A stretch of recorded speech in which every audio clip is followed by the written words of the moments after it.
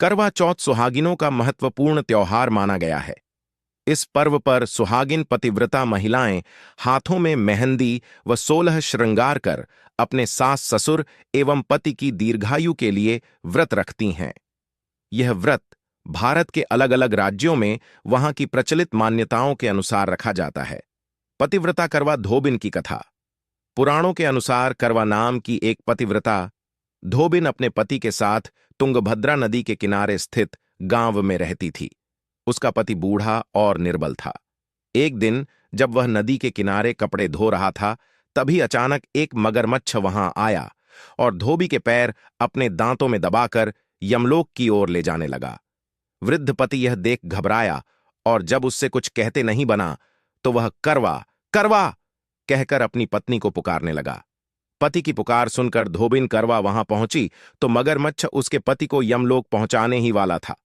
तब करवा ने मगर को कच्चे धागे से बांध दिया और मगरमच्छ को लेकर यमराज के द्वार पहुंची।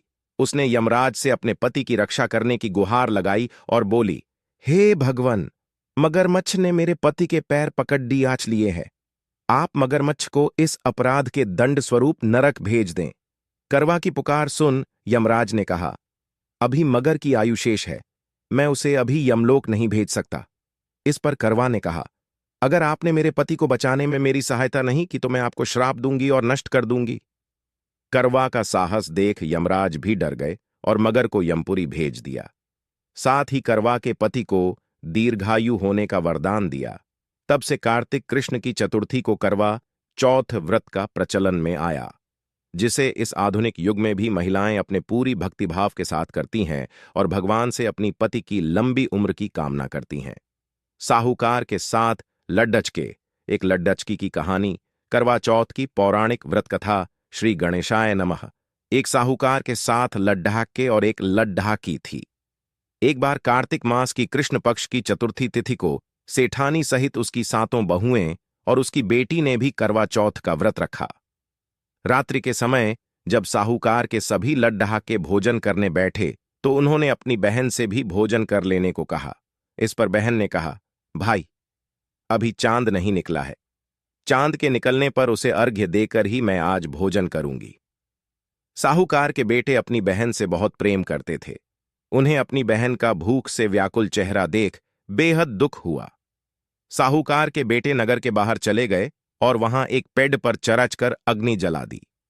घर वापस आकर उन्होंने अपनी बहन से कहा, देखो बहन, चांद निकल आया है, अब तुम उन्हें अर्घ्य देकर भोजन ग्रहण करो। साहूकार की बेटी ने अपनी भाभियों से कहा, देखो, चांद निकल आया है, तुम लोग भी अर्घ्य देकर भोजन कर लो। ननद की बात सुनकर भाभियों ने कहा, बहन, अभी चांद नहीं निकला है। तुम्हारे भाई धोखे से अग्नि जलाकर उसके प्रकाश को चांद के रूप में तुम्हें दिखा रहे हैं। साहूकार की बेटी अपनी भाभियों की बात को अनसुनी करते हुए भाइयों द्वारा दिखाए गए चांद को अर्घ्य देकर भोजन कर लिया। इस प्रकार करवा चौथ का व्रत भंग करने के कारण विघ्नहर्ता भगवान श्री गणेश साहूकार की लड्ढकी पर अप्रसन्न हो गए। गणेश जी की अप्रसन्नता के कारण उस लड्ढकी का पति बीमार पड़ गया और घर में बचा हुआ सारा धन उसकी बीमारी में लग गया।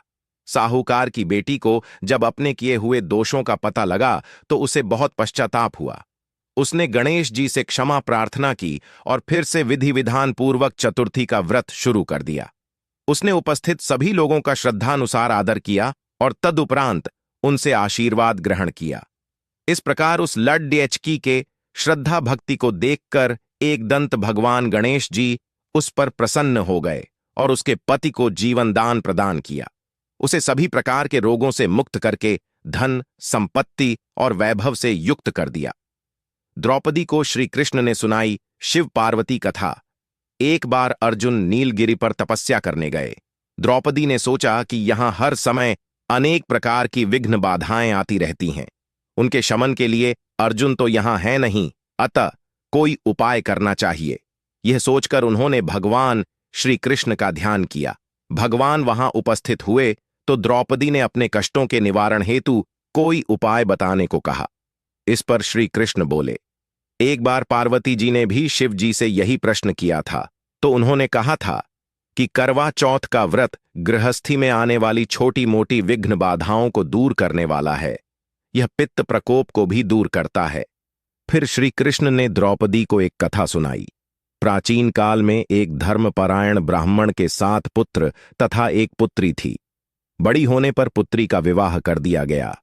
कार्तिक की चतुर्थी को कन्या ने करवा चौथ का व्रत रखा। 7 भाइयों की लाडली बहन को चंद्रोदय से पहले ही भूख सताने लगी। उसका फूल सा चेहरा मुरझा गया। भाइयों के लिए बहन की यह वेदना असहनीय थी। अतः वे कुछ उपाय सोचने लगे। उन्होंने बहन से चंद्रोदय से पहले ही भोजन करने को कहा, पर बहन न मानी। तब भाइयों ने स्नेहवश पीपल के वृक्ष की आड़ में प्रकाश करके कहा, देखो, चंद्रोदय हो गया, उठो, अर्घ्य देकर भोजन करो। बहन उठी और चंद्रमा को अर्घ्य देकर भोजन कर लिया। भोजन करते ही उसका पति मर गया। वह रोने चिल्लाने लगी। दैवयोग से इंद्राणी देवदासियों के साथ वहां से जा रही थीं। रोने की आवाज सुन वे वहां गईं और उससे रोने का कारण पूछा। ब्राह्मण कन्या ने सब हाल कह सुनाया। तब इंद्राणी ने कहा, तुमने करवा चौथ के व्रत में चंद्रोदय से पूर्व ही अन्न जल ग्रहण कर लिया, इसी से तुम्हारे पति की मृत्यु हुई है। अब यदि तुम मृत पति की सेवा करती हुई 12 महीनों तक प्रत्येक चौथ को यथाविधि व्रत करो, फिर करवा चौथ को विधिवत गौरी, शिव, चंद्रमा का पूजन करो और चंद्र उदय के बाद अर्घ्य देकर अन्न जल ग्रहण करो तो तुम्हारे पति अवश्य जीवित हो उठेंगे। ब्राह्मण कन्या ने अगले वर्ष 12 माह की चौथ सहित विधिपूर्वक करवा चौथ का व्रत किया। व्रत के प्रभाव से उनका मृत पति जीवित हो गया। इस प्रकार यह कथा कहकर श्री कृष्ण द्रौपदी से बोले, यदि तुम भी श्रद्धा एवं विधिपूर्वक इस व्रत को करो तो तुम्हारे सारे दुख दूर हो जाएंगे और सुख सौभाग्य धन धान्य में वृद्धि होगी। फिर द्रौपदी ने श्री कृष्ण के कथनानुसार करवा चौथ का व्रत रखा। उस व्रत के प्रभाव से महाभारत के युद्ध में कौरवों की हार तथा पांडवों की